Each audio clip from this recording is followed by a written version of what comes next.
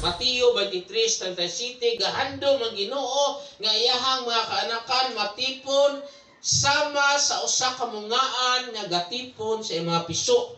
Nga ang Ginoo ga-protektar, ga-care, ga-palangga, ga-timana to sama sa usa ka mungaan nga gatipon sa iyahang mga piso. I believe familiar tag mga mungaan. And I think daghan diri nakatilaw buhi og manok. Kaya una-una diha nga ato ang tan-awon sa usa ka mungaan nga magngitlo gani siya, magsige na siya pangitlog, pero tan-aw niya nga murag daghan na ang itlog, gutok na sa pugaran, muundang na siya ang pangitlog. So makita na to diha nga usa sa kinaiya sa mungaan nga manok nga kamao siya mutantyar o pilara kabuok dapat ang iyahang ipangitlog. Ato pa una-una na to makita nga ang manok naa siya'y utok sa pagplano. So sa ato po diri nga pag kinabuhi bilang simbahan, nga kabahin yun ang pagplano.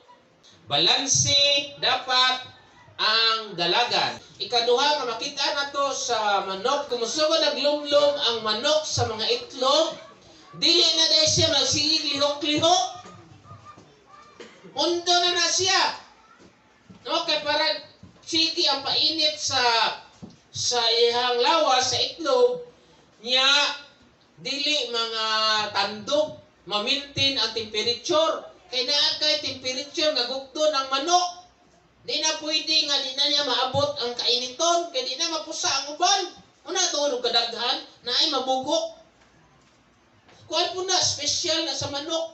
Na mga ganitaw nga nagkuha siyang itlog niya yang gibutang siyang bugan. Di man mapusa, no? Kaya lain ang kainit sa lawas sa manok sa time nga maglumlom. Muna sa unique sa Ginoo. Ang itlog ibutan siya bugan siya usaha pa ninyo paginit. Di na mapusa kay dili mo manok nya di siya magliyok-liyok kay naa siya kainiton nga i-maintain. Kung mogawas magina siya siguro kay mangiti siya. Kaya di siya gusto mangiti, di siya ginumluman, puro mo balik na po na siya. So makita na to ang disiplina sa usa ka mungaan, nga sa tuang kinabuhi bilang simbahan, sa panimalay o diin man ta, dapat naatay sistema sa pagpadalagan. Nga mauni ang sundon.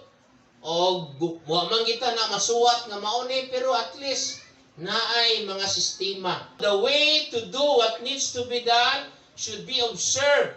Kay kung masiging lihok-lihok ang manok, naay mga itlog nga dili mainsakto ang kainit mo naay mabugok.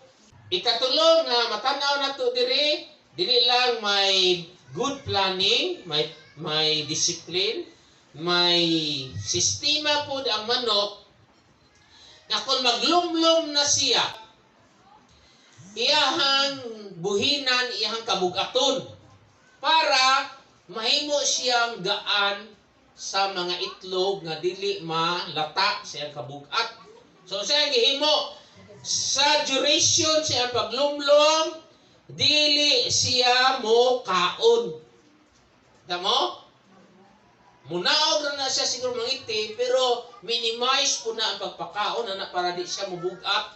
Para pagbalik niya gambak sa pugaran o sa iyang lumlumanan, dili kayo sa bugat pag balik niya sa iyang lugar. Kaya usay o padong na dito sa pagkapusa, wala di na siya mugawas. So ikatulong na makita nato diya sa usa ka mungaan ang pagsakripisyo.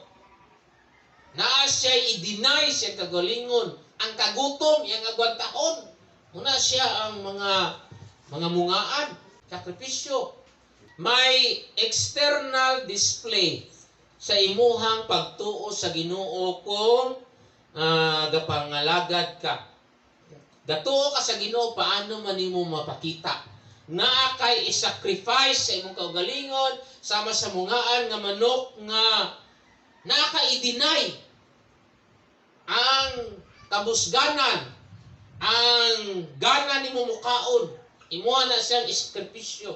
So sa kinabuhi, para mag-ayuhan tadli bilang simbahan, kung nagtuo ka sa Ginoo, usa diha naa kay i-display nga sakripisyo sa imuhang pagtuo. No? Usa diha ang paghatag. Usa diha ang pagpangalagad. Unsa man na sa imong level, sa imong kapasidad, naa na ba kay napakita nga external, makitaan jud nga gatuod jud ka sa Ginoo. Ana mga lagad jud ka bisag alangani, bisag pigado, no, sustiniron nimo. Okay, kaysama sa mungaan nga manok para mag-ayuhan, maging successful ayahang paglumlom.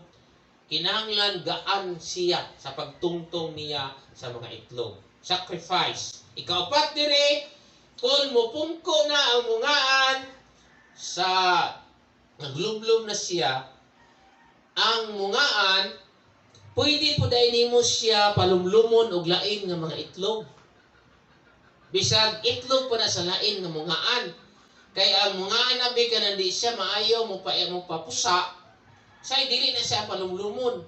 Ang makita nato ba nga dili siya maingon nga oy di man ako ang itlog. Makita nato diri ang generosity. Dili wala siya kapamili. Sa tuwa pong pagpangalagad sa kinabuhi, apply na yan kay itlog. Practical man ni kayo. Meaning, dili siya dawan. Muna ang kinaiya nga itong develop nga makuha na itong lesson sa mungaan indiscrimination. Nga bisag sa mga kasimbahanan, ma-share po ta ang friendship with the churches nga usata sa pagtuo. Kung naay mga kaayuhan, we should be friends with the churches. Muna sa itong prinsipyo. Kung naay palumluman nga itlog, anta. Dili ta ingon nga murotang manago ang kitara. Ang piso dire, ang piso sa pikasimbahan, sa basimbahan, usara ta ka mungaan ang Ginoo. Be willing to share. Amen? Ang mga po na, labi na atong kauban sa simbahan, kung naata dahil mo nag-extra, sobra, i-share. Ang manok, ng mungaan, mupungko siya siyang itlog for pila ka ni kaadlaw rin nante? 21. Good job! Patiently waiting. Nga, huwag mo gina siya ideya ang manok paano na miguwa ang piso sa itlog. Yan ang gilumluman. Pero usahay po, bis, naay time, usa na kabuok, mapusa. Posible, di ba? Eh, di niya malabinag mag-uwan-uwan, mabasa uroy ang pugaran. So, ang idea diri, ang mungaan nga manok, bisag usa na kabuok ang mapusa, iyaha ginang atimanon nga piso. Dili ginya niya biyaan kay tungod usara. So muna ito makita na atay pasensya, na atay pagtuo, paglaom, dili ta ma-discourage, padayon lang. Everybody say, padayon lang. Padayon lang. So kung ma-detect sa mungaan na aduna siya'y gilumluman nga dili mapusa or bugok, kasi yung gihimo iyahan ng unsaan nilante? Ang di mapusa. Ilain iyang kahigon. So ato makita po diri ang discernment nga sa pagpadalagan sa simbahan, sa itong pamilya, sa itong eskwela, dapat natay discernment nga ma-identify nato ang intsakto sa sala. Naagi tsakto na apoy sala. Mao gani usala ta mga itag pasaylo, pero kung sakto ato ang tindugan o barugan. Ato ang i-discern ang tinuod sa dili tinuod. Kay kaning mga marites o chismis na siya sa murag tinuod. So dapat may discernment ta unsa man jud ang tinuod. Naapoy sa kinabuhi kani ang lawom no sa mga estudyante, may mga handog. Naay mga sistema sa kinabuhi nga murag okay. Pero naapaday mas okay. Naay good, pero naapay better and best. Mao na po gina say lami nga discernment. Usahay na ay mga good na, pero wadon sa Ginoo sa imong kinabuhi, kay naapa say something better. Amen? Amen. Amen. No? So di ka malain kay discernment na. Dapat na kay discernment. Nga ang Ginoo gapalangga nimo ga-care sama sa mungaan, nga iyahan yung tabunan ang mga piso kung mag-uwan. ipagdasok kinanya mga piso. Kung naay mga ilaga o mga iring, iyan ang uwayon. Walay makatandog sa ihang mga piso. Muna ka protected ang mungaan. Nakita man ang mungaan bago pa ng iso ganin imong duolon. Muunsa gani ang mungaan? Manglabok. So muni ang lami sa mungaan. Muni ang Salmo 91:4. Ang protective ability sa mungaan mao po ni sa tuwa sa simbahan. Ang personification ba nato sa mungaan Ginoo ba yan eh. Pero saya ito i-apply sa simbahan as a general lesson to learn. Ingon ang Salmo 91:4, tabunan kaniya sa iyang mga pako.